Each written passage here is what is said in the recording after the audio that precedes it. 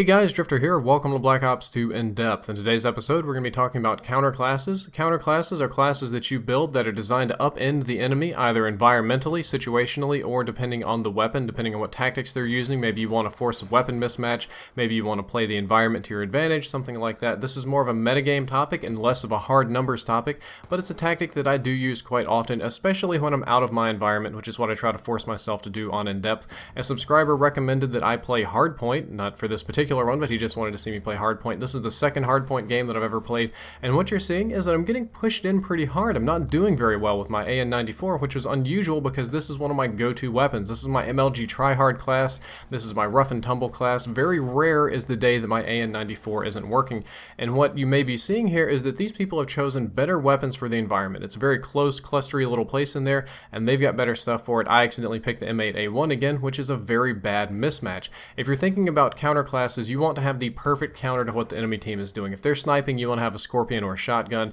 If they're using assault rifles, you want to have another longer range assault rifle like the M8A1. It's kind of like Pokemon. If somebody's going to drop a Charizard on you, which is a fire type Pokemon, you need to pull out your Blastoise, which is a water type Pokemon, and put out that fire. And that's exactly what you're seeing right here. I am very sick of being shot with my, assault rifles, my range disadvantage. So now I'm using my shotgun. This is my 870 MCS class. I build it with extreme conditioning so that I can sprint for really long distances and get places faster than I can. I also use long barrel to increase my long range lethality, and I use the laser sight so that I can hip fire very easily and stay mobile. Now that I'm not longer using a shotgun, you can see that I'm kind of dominating that inner area. The long barrel helps me get a little bit of range to pop this guy, pick up his gun, and I can go back in, and instead of just being a schlup and dying over and over again, I've actually been able to clean out almost the entire enemy team and go prone here and help take the objective. But what you're going to see is this is not an objective taking class, this is a slaying class. I cannot withstand all these grenades and explosives. My team does get the objective, but unfortunately I do die. This comes the next mismatch. This might be one of the weaker examples of a counter class that you're going to see, but I selected the M8A1 again just kind of randomly because I'd like to show off with this gun. I just kind of like this setup. Unfortunately, the hill was inside a building here, so not the hill, the Hardpoint, not Hardpoint. What am I Oh my goodness, I'm playing Headquarters, the Headquarters. So I swapped over to MSMC class. It's a little bit more forgiving than the shotgun in that if I miss, I can continue to spray, running laser sight again because I like to hip fire a lot. Ghost so that I stay off the radar. The other team was dropping a lot of UAVs and stuff. So I generally try to stay mobile, stay low to the ground, and do a lot of hip fire.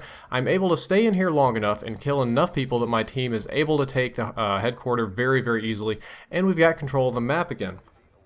Unfortunately, for defending it, it's not as good as assaulting with this. I probably should have had a shotgun for defense. I could have picked one up off the ground. And this guy with his very annoying light machine gun, we're going to move up on him right now. Again, I'm back to the M8A1 because I can't get it out of my head that I want to show you guys how good I am with the M8A1.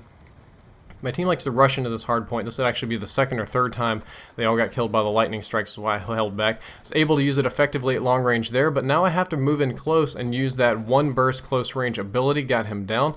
We're going to take this, I keep wanting to call it a Hardpoint. It's a Headquarters. I've played so much Hardpoint, it's in my brain, and now I think, okay, I am perfectly set up. I have a long-range M8A1. I'm going to put up my sentry gun right here. It'll watch the area. I can go prone. M8A1 has perfect area on this corner. I'm going to lock down the back alley, part of the front alley. What in the world is this?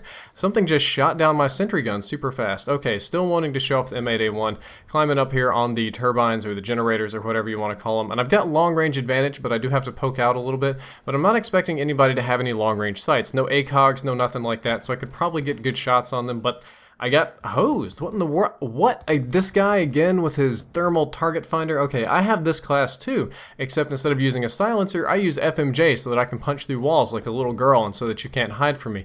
I also run flak jacket so that I'm hard to shoot down in stock so that in case I have to go around a corner exactly like this, I can't get outplayed by a submachine gun or a shotgun. Now with my target finder, I just punch through walls. I don't even care about being accurate, and I hose this other guy with his silencer because he can't punch through the wall to get me. He has to depend on accuracy, and he can't do that when I'm pounding him with a gigantic light machine gun. There he comes again, getting all these guys out of the way, and they killed most of my team with a lightning strike again. This is going to be a very common occurrence.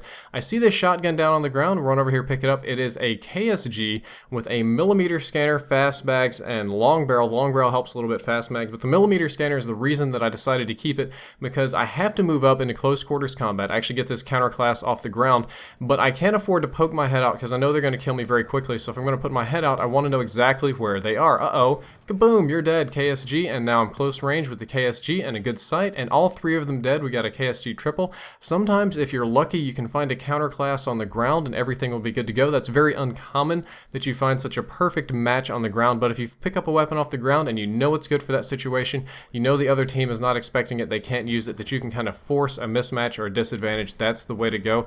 The rest of this footage is more general footage. I'm going to show another one of my weaker mismatches here. I do okay with the AN-94, then I'm going to break out the PDW with a millimeter scanner and do a little bit better. The point of this is it's kind of like the Japanese business strategy in the 80s. You're trying to find loose bricks in your enemy's attack plan. You're trying to find something that they're not expecting. One of the better videos that I did about flanking and about extreme conditioning, I used the 870 MCS on Turbine of all maps with extreme conditioning to run all the way across the map, around, and keep shotgunning the snipers, keep flanking them. And sometimes if you take something like a SMR and FAL and run it in a small map and your trigger finger is good enough and you're able to kill people quicker than their SMGs can compete with, you're doing the exact same thing. You're forcing a weapon mismatch, you're forcing something that they are not prepared to deal with, that they're not expecting, and you're playing the game to your advantage. A lot of players, myself included, especially when I'm going for commentaries because it makes me feel confident, they like to get one gun and for a game and they're just going to stick with that gun. See, there goes the same guy with the KSG again. He hasn't changed. You're just going to keep using the same gun over and over and over, same tactics over and over and over. You can't do that, especially when it comes to guns and classes. You have to be mobile. You have to be able to change them up and force something to work to your advantage. You don't want to go into gunfights disadvantage. You don't want to do the cowboy quick draw, honorable, I'm going to shoot you in your face, you're going to shoot at me, we're going to see who's going to live. You don't want that. You want to have instant advantage like shotguns up close. You want to have range advantage at long distance. You want to have some sort of harassment advantage. You want to have a flanking advantage. You want to have a stealthing advantage. You want to work something to your advantage against the enemy. So I highly recommend that you build several classes to counter typical things like shotguns, snipers, and long-range assault rifle pokers. Anyway, I hope that you enjoyed the episode. I hope that you learned something useful. If you'd like to check out my previous episode on the Guardian score streak, you can click that box on the left. It'll open in a new window. My next episode is going to be a review of the buffed SWAT 556. You can check that out. I also put an app in the App Store that recommends and helps you build classes, or I rate your classes based on a series of ratings that I created. You can check that link out down there in the description. It might help you with this a little bit. And as always, if you enjoyed the video, don't forget to like, favorite, and subscribe. Drifter out.